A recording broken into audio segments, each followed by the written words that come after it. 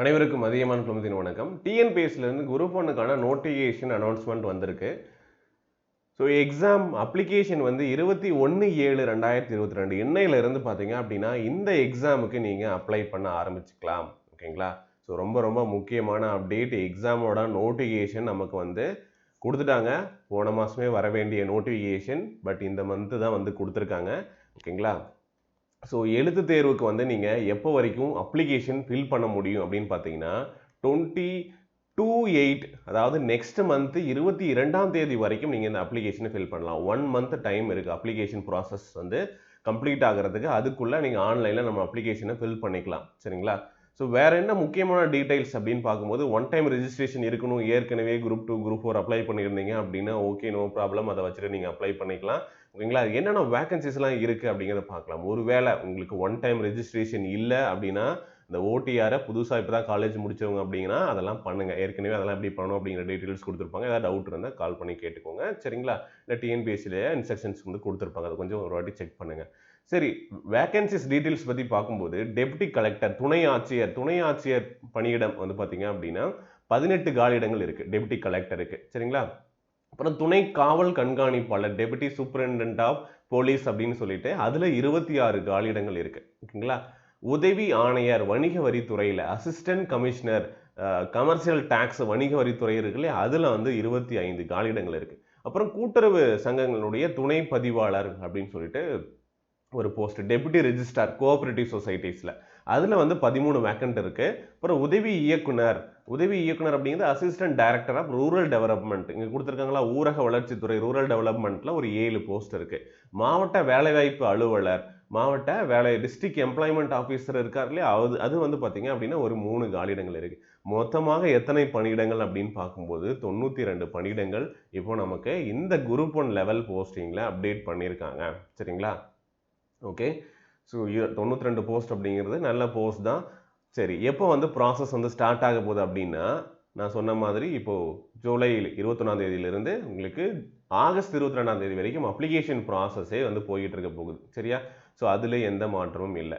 அது முடிஞ்சதுக்கு அப்புறம் எக்ஸாம்ஸ் எப்போ சார் நடக்கும் அப்படின்னா, இப்போ புதுசாக ஒரு அப்டேட் டிஎன்பிஎஸ்சிலேருந்து கொடுத்துருந்தாங்க. ஒரு எக்ஸாம் அப்ளிகேஷன் முடிஞ்சதுக்கப்புறம் கூட ஒரு 3 நாள் இதை வந்து அப்ளிகேஷன் ஏதாவது கரெக்ஷன் இருந்ததுன்னா, இணையவழி விண்ணப்பம் திருத்தம் செய்வதற்கான காலம் தப்பாக ஏதாவது கொடுத்துருந்தீங்கன்னா அதை திருத்தலாம் அப்படிங்கிறதும் 27, 28, 29 அந்த ஒரு 3 நாட்கள் வந்து கொடுத்துருக்காங்க.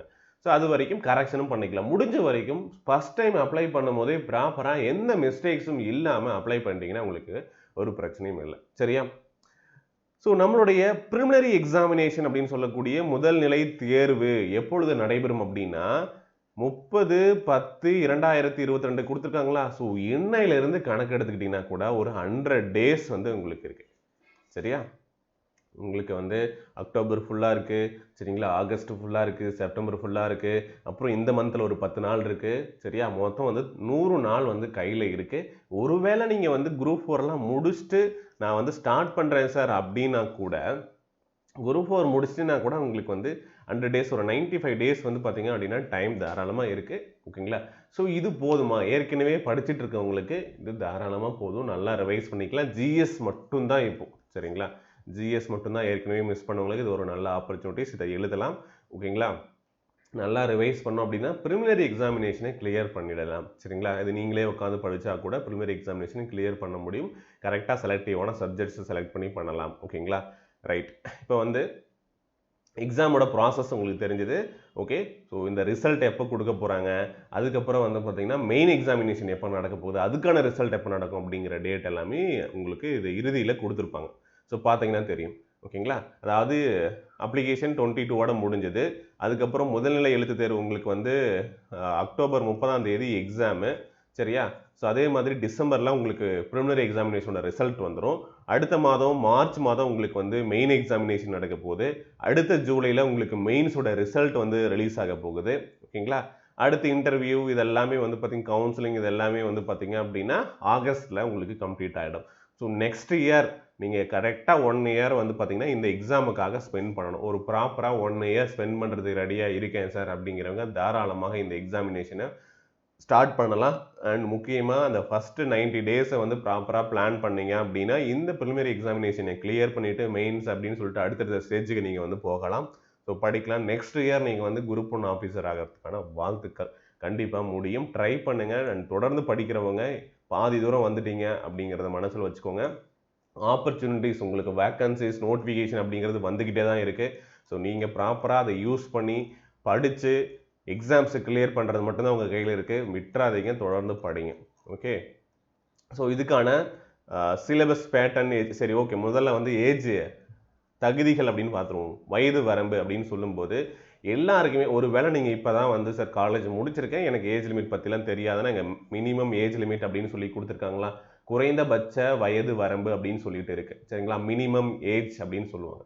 ஸோ இந்த டேட் எப்பவுமே எந்த டேட் படி கால்குலேட் பண்ணுவாங்கன்னா ஜூலை 1ஆம் தேதியை பொறுத்து தான் கால்குலேட் பண்ணுவாங்க. ஜூலை 1ஆம் தேதி அன்றுள்ளபடி உங்களுக்கு இந்த வயசு அப்படிங்கிறது நிறைவடைந்திருக்கணும். 21 ஏஜ் அப்படிங்கிறது 21 இயர்ஸ் அப்படிங்கிறது கம்ப்ளீட் ஆயிருந்தா நீங்கள் கமர்ஷியல் டேக்ஸில் இருக்கக்கூடிய அசிஸ்டன்ட் கமிஷனர் பதவிக்கு நீங்கள் எலிஜிபிள். அனைத்து வணிக வரித்துறை, சரியா, அனைத்து பதவிகளும், அதில் உதவி ஆணையர் வணிக வரித்துறை தவிர, சாரி அதை மென்ஷன் பண்ணணும், except the post of assistant commissioner commercial டேக்ஸில் இருக்கு இல்லையா, அதை தவிர அனைத்து பதவிகளுக்கும் நீங்கள் எலிஜிபிள். சரியா, ஓகேங்களா, அதை நல்லா நோட் பண்ணிக்கோங்க. சரியா, ஸோ இது அதுக்கப்புறம் மேக்ஸிமம் என்ன அப்படின்னா 39 வந்து கொடுத்துருக்காங்க. யாருக்கு அப்படின்னா எஸ்சி, எஸ்டி, எம்பிசி, பிசி, சரிங்களா, இவங்க எல்லாருக்கும் மேக்ஸிமம் வந்து 39. ஒருவேளை ஜென்ரல் கேட்டகரியாக இருக்கீங்க அப்படின்னா 34 ஏஜ் தான் உங்களுக்கு.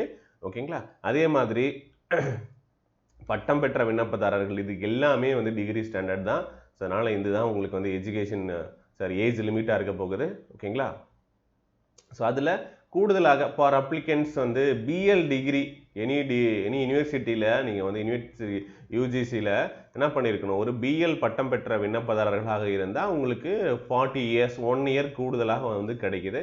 ஸோ அதையும் பார்த்துக்கோங்க. சரியா,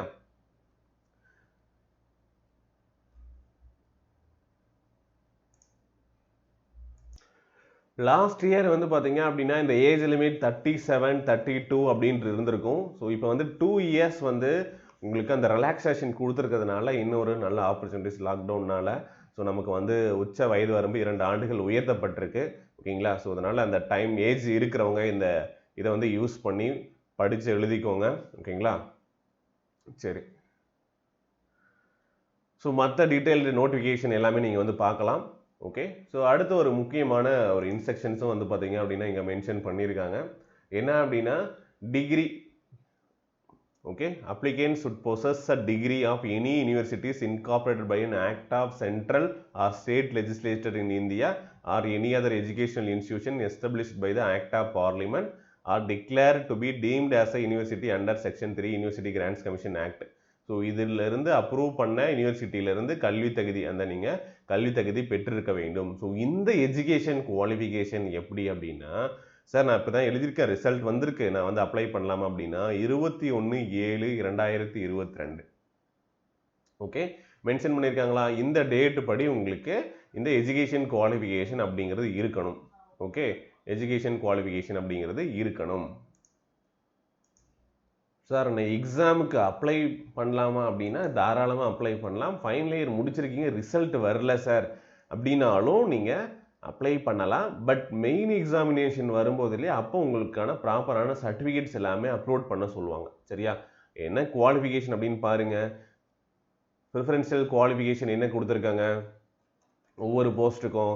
அசிஸ்டன்ட் கமிஷனர், ஸோ அசிஸ்டன்ட் கமிஷனருக்கு வந்து என்ன எஜுகேஷன் குவாலிஃபிகேஷன்,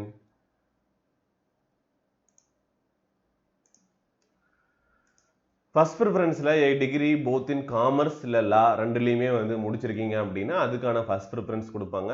இல்லை second preference with diploma in taxation law, so அது முடிச்சிருந்தீங்கன்னா ஃபர்ஸ்ட் ப்ரிஃபரன்ஸ். செகண்ட் ப்ரிஃபரன்ஸ் யார் கொடுப்பாங்கன்னா அது இல்லாமல் இருக்கிறவங்களுக்கு அந்த போத் காமர்ஸ் அண்ட் லா படிச்சிருக்காங்களே அவங்களுக்கு கொடுப்பாங்க. தேர்ட் ப்ரிஃபரன்ஸ் வந்து டிகிரி எய்தர் காமர்ஸ் இல்லை லா.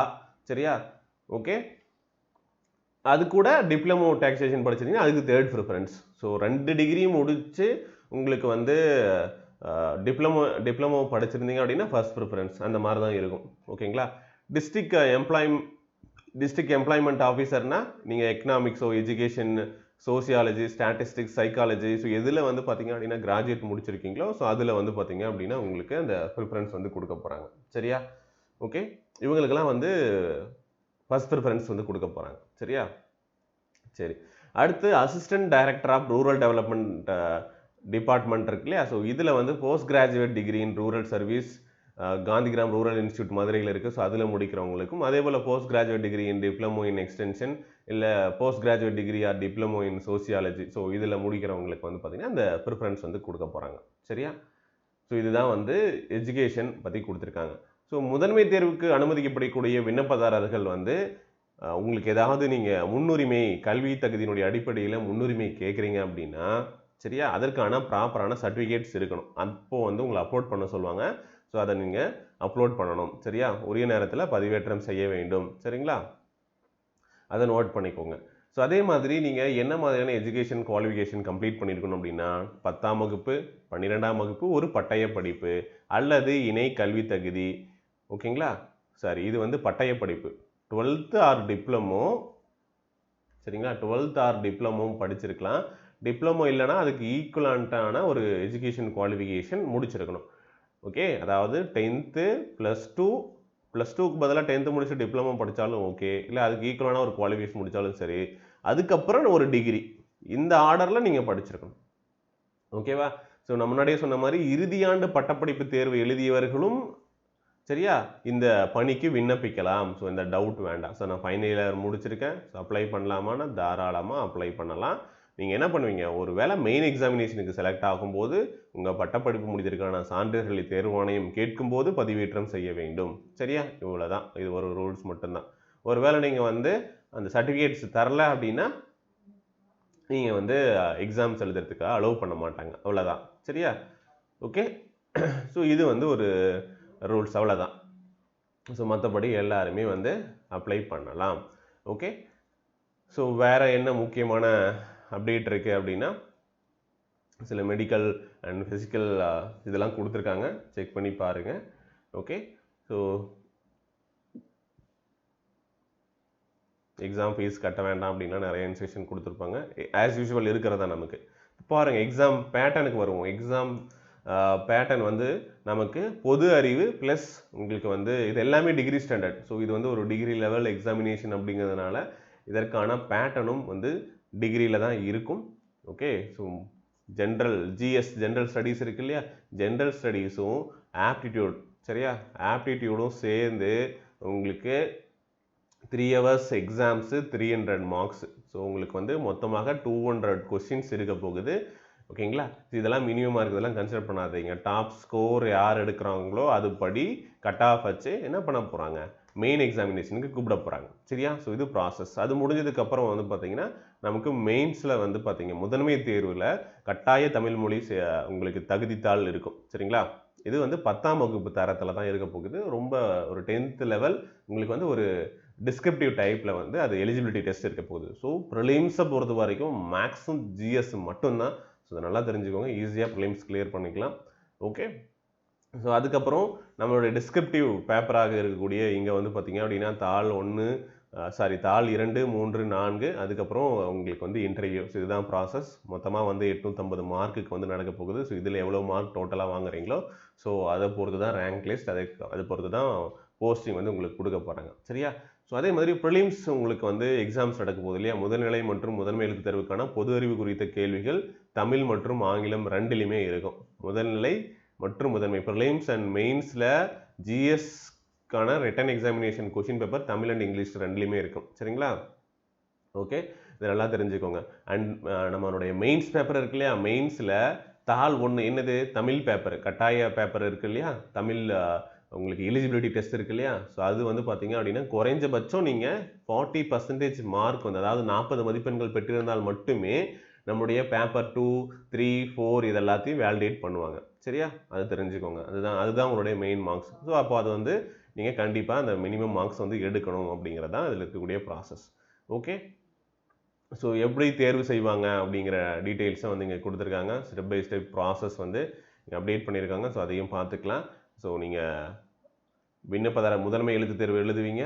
சரியா? ஸோ ஃபஸ்ட்டு வந்து பார்த்தீங்க அப்படின்னா முதல்நிலை தேர்வு, அப்புறம் முதன்மை தேர்வு, நேர்காணல். ஸோ இதுதான் நமக்கு வாய்மொழி தேர்வு, அதுக்கப்புறம் தான் கலந்தாய்வு. ஸோ இதுதான் ப்ராசஸ், நல்லா பார்த்துக்கோங்க. சரியா? ஸோ எக்ஸாம் சென்டர்ஸ் என்ன, மற்ற டீட்டெயில்ஸ் எல்லாம் நிறைய கொடுத்துருக்காங்க. ஸோ ஒரு வாட்டி செக் பண்ணி பாருங்கள். ஸோ நான் ஏற்கனவே சொன்ன மாதிரி சிலபஸில் எந்த சேஞ்சஸ் என்ன அப்படின்னு பார்த்தீங்கன்னா, ஏற்கனவே இருக்கக்கூடிய டிகிரி லெவல் எக்ஸாமினேஷனுக்கெல்லாம் என்ன சிலபஸோ அதே தான். சரியா? சயின்ஸு ஸோ நம்ம எல்லாமே ஏற்கனவே என்ன படிக்கிறோமோ ஸோ அதுக்கான சிலபஸ் தான் வந்து இங்கே கொடுத்துருக்காங்க. ஃபிசிக்ஸ், கெமிஸ்ட்ரி, பயாலஜி ஸோ இதுதான் இருக்கும். சரிங்களா? என்விரான்மெண்டல் சயின்ஸ் அதுதான் இருக்கும். அப்புறம் நடப்பு நிகழ்வுகள், இந்தியாவின் புவியியல், சரிங்களா? ஸோ அடுத்து வந்து பார்த்தீங்க அப்படின்னா இந்தியாவின் வரலாறும் பண்பாடும், அடுத்து இந்திய ஆட்சியல், ரைட். அடுத்து பாருங்கள் இந்திய பொருளாதாரம், இந்திய தேசிய இயக்கம், அப்புறம் யூனிட் 8 தமிழ்நாட்டின் வரலாறு மரபு பண்பாடு, அப்புறம் தமிழகத்தில் வளர்ச்சி நிர்வாகம் அப்படிங்கிறது குரூப் 2க்கு என்ன படிச்சிங்களோ அந்த சிலபஸ் இருக்கும். ப்ளஸ் வந்து ஆப்டிடியூட், சரிங்களா? ஸோ ஆப்டிடியூட்டில் மட்டும் 25 கொஸ்டின்ஸ் ஈஸியாக வந்து நீங்கள் அச்சீவ் பண்ணலாம். ஓகேங்களா? நல்ல ஒரு மார்க் ஸ்கோரிங் ஏரியா தான். ஓகே. ஸோ அதுக்கப்புறம் மெயின்ஸ் பேப்பர் தாள் 2ல் வந்து பார்த்தீங்க அப்படி இது தாள் 1 கட்டாய தேர்வு, தமிழ் மொழி தேர்வு. ஓகே. ஸோ அதில் என்னென்ன இருக்கும் ஒவ்வொன்றுக்கும் சிலபஸ் என்னன்னு கொடுத்துருக்காங்க. ஸோ ஏற்கனவே நம்ம பார்த்தது தான். தனியாக சிலபஸ் பற்றின டீட்டெயில்ஸ் கூட நம்ம வந்து பார்க்கலாம். சரிங்களா? ஓகே. ரொம்ப கம்மியான சிலபஸ் தான் வந்து கொடுத்துருக்காங்க. மெயின்ஸ்க்கு உங்க பார்த்தீங்கன்னா தெரியும்.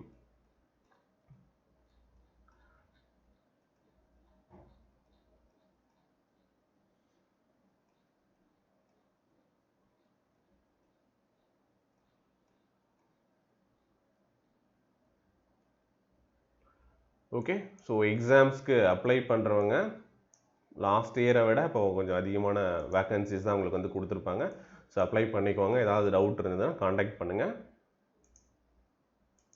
ஸோ இந்த எக்ஸாமுக்கு படிக்கிறதுக்கான மெட்டீரியல் வேணும் அப்படின்னா ப்ரிலிம்ஸ்க்கான செட் ஆஃப் புக்ஸ் வந்து பார்த்தீங்கன்னா நம்முடைய வெப்சைட்டில் அவைலபிளாக இருக்குது. ஸோ வேணுன்றவங்க ஸோ இந்த குரூப் 1 புக்ஸ் உங்களுக்கு வந்து என்னென்ன யூனிட்டுக்கு புக்ஸ் கிடைக்கும் அப்படின்னு பார்த்தீங்கன்னா, ஓகே.